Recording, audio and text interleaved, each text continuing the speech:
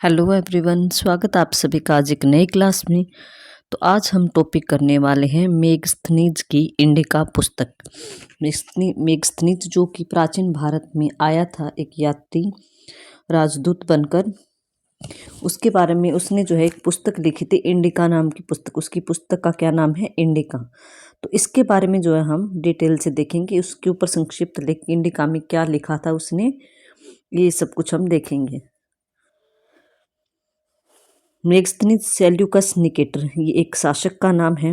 उसके द्वारा चंद्रगुप्त मौर्य की राज्यसभा में भेजा गया एक यूनानी राजदूत था। तो दो तीन फैक्ट निकल कर आ रहे। मेगस्थनीज कौन था? यूनानी राजदूत। मेगस्थनीज किसकी राज्यसभा में आया था? तो चंद्रगुप्त मौर्य की। उसको भेजा किसने था? तो सेल्यूकस निकेटर नामक एक यूनानी शासक ने उसको जो है चंद्रगुप्त मौर्य के दरबार में भेजा था। इससे पहले वह जो है अराकोसिया के क्षत्रप के दरबार में सेल्यूकस का राजदूत रह चुका था। कि पहले तो यह सेल्यूकस निकेटर का राजदूत था, लेकिन जब इसे सेल्यूकस निकेटर ने चंद्रगुप्त मौर्य के दरबार में जो है राजदूत बनाकर भेजा तो यह वहां पर रहने लगा।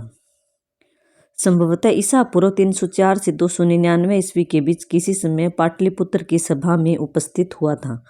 तो ये राजदूत या मेगस्थनीज जो है वो राजदूत के रूप में कब आया भारत?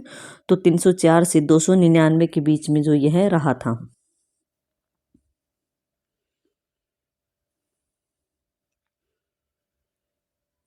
एक मिनट।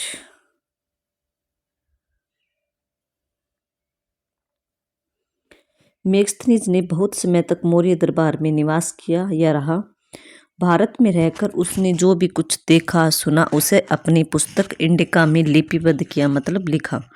कि मेगस्थनीज ने यहाँ पर रहकर जो भी ऑब्जर्व किया, भारत का समाज कैसा है, राजनीतिक स्थिति कैसी है, आदि ऑल डिटेल जो उसने अपनी पुस्तक में लिखा। जो भी देखा, जो भी सुना, उसने जो भी फील किया, सारा का सारा जो वर्णन है उसने अपनी पुस्तक इंडिका में दे दिया। दुर्भाग्यवश यह ग्रंथ जो है आज अपने मूल रूप में प्राप्त नहीं है। मतलब कि जो ये इंडिका पुस्तक है ये आज पूरी कंप्लीट जो है मूल रूप में नहीं है, ये नष्ट हो चुकी है, ये खत्म हो चुकी है। मतलब इसको या तो जला दिया गया था या फिर ये मिली ही नहीं। बल्कि इसके कुछ जो पेजेस हैं उन पेजेस के आधार पर जो है अन्य जो इतिहासकार हैं उनकी किताबों में इनका वर्णन मिलता है। देखिए इसके कुछ अंश कुछ उदाहरण रूप में जो है बाद में अनेक जो यूनानी लेखक थे, जैसे कि एरियन था, स्ट्रेबो था, प्लेनी था, इनकी रचनाओं में देखने को मिलते हैं कि मेगस्थनीज ने अपनी पुस्तक में ये बातें लिखी थी। तो उसी आधार पर जो है ये बताते हैं कि मेगस्थनीज ने भारत में क्या क्या देखा था और उसने अपनी पुस्तक में क्या क्या लिखा था। मोटा मोटा वर्णन इन्होंने किया है, लेकिन ये मूल रूप में आज उपलब्ध नहीं है।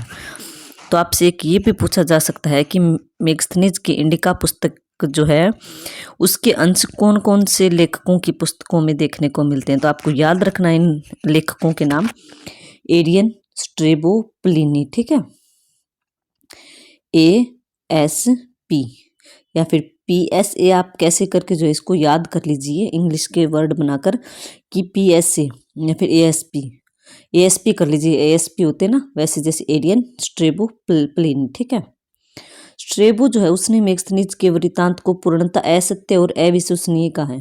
कि स्ट्रेबो जो है उसने अपनी जो खुद की पुस्तक लिखी थी ना उसमें ये बताया कि जो मेगस्थनीज ने अपनी पुस्तक इंडिका में जो बातें लिखी थी ना वो बिल्कुल ही असत्य है, अविश्वसनीय, मतलब झूठी बातें उसने लिखी है। इसने मेगस्थनीज की बातों को सच नहीं बताया, लेकिन उसके विवरण का ऐतिहासिक मूल्य है जिसकी उपेक्षा नहीं की जा सकती। लेकिन पूरा जो है स्ट्रेबो की बातों पर यकीन नहीं किया जा सकता, क्योंकि मेगस्थनीज ने जो पुस्तक लिखी थी इंडिका उसका ऐतिहासिक मूल्य है, उसकी कुछ वैल्यू है। उसने मतलब पूरी तरह से झूठ तो नहीं लिखा था अपनी पुस्तक में, ये बताया गया है। नेक्स्ट,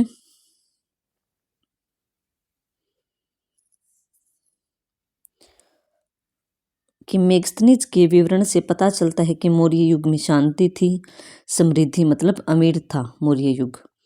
जनता पूरी तरह से आत्मनिर्भर थी, भूमि जो है बड़ी उर्वर थी, मतलब उपजाऊ थी। लोग नैतिक दृष्टि से अच्छे थे तथा सादगी का जीवन व्यतीत करते थे।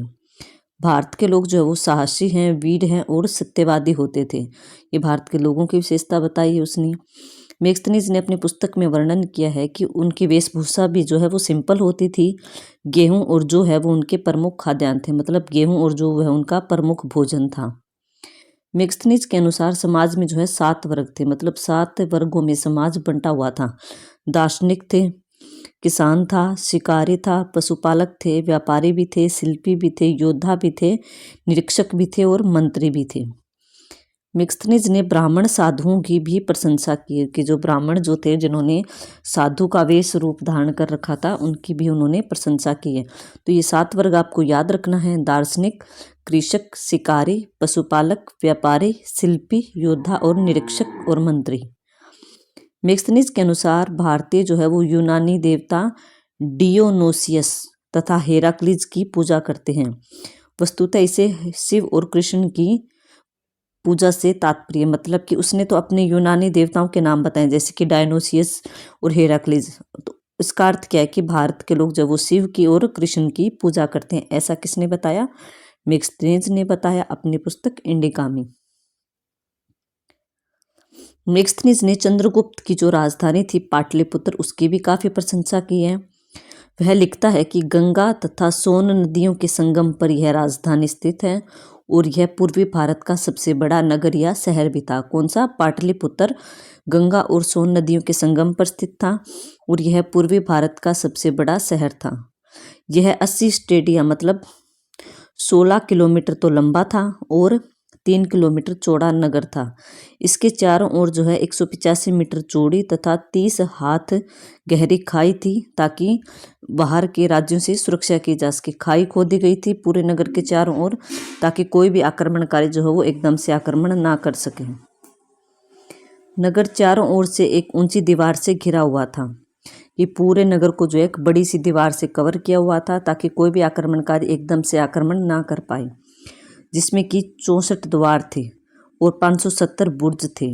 नगर का प्रबंध जो है एक कमेटी देखती थी, जिसका नाम था नगर परिषद, जिसमें कि 5-5 सदस्य वाली 6 समितियां होती थी। मतलब कैसे 6 समिति हो गई, 5 सदस्य इसमें है, 5 इसमें, 5 इसमें, 5 इसमें, 5 इसमें, ऐसे करके जो है टोटल 30 हो गए। नगर के मध्य चंद्रगुप्त का विशाल राजप्रसाद मतलब महल था।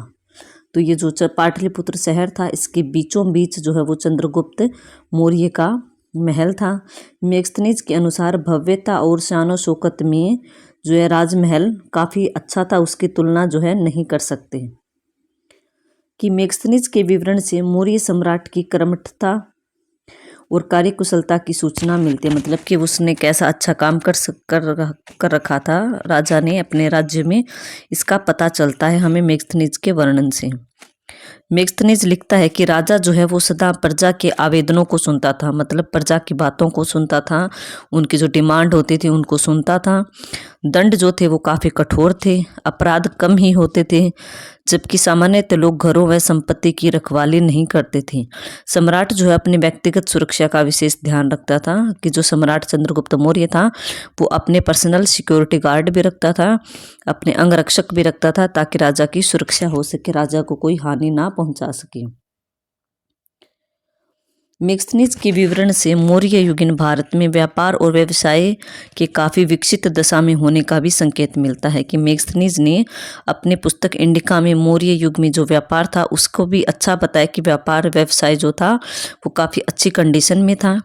उसने व्यापारियों के एक बड़े वर्ग का भी उल्लेख किया है, जिसका समाज में एक अलग संगठन था, मतलब व्यापारियों की भी एक अलग कमेटी थी, उसका भी किसने वर्णन किया है? मेगस्थनीज ने। तो इसने पूरी क्लास में हमने क्या क्या देखा है कि मेगस्थनीज ने क्या क्या वर्णन किया है चंद्रगुप्त मौर्य के बारे में।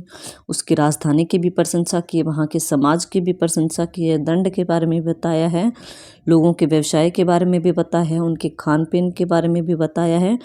और जो मेगस्थनीज के इंडिका है उसका वर्णन किसकी रचनाओं में मिलता है? तो हमें याद रखना है एडियन, स्ट्रेबो और प्लिनी की पुस्तक में मिलता है। ठीक है, और ये भी याद रखिएगा कि कौन से इतिहास लेखक ने जो है मेगस्थनीज के वृत्तांत को पूर्णतः असत्य या अविश्वसनीय बताया। तो आपको नाम याद रखना है स्ट्रेबो ने। ठीक है, तो आई होप आपको ये जो है मेगस्थनीज की पुस्तक से जो वर्णन मिल रहा है वो अच्छे से समझ आया होगा।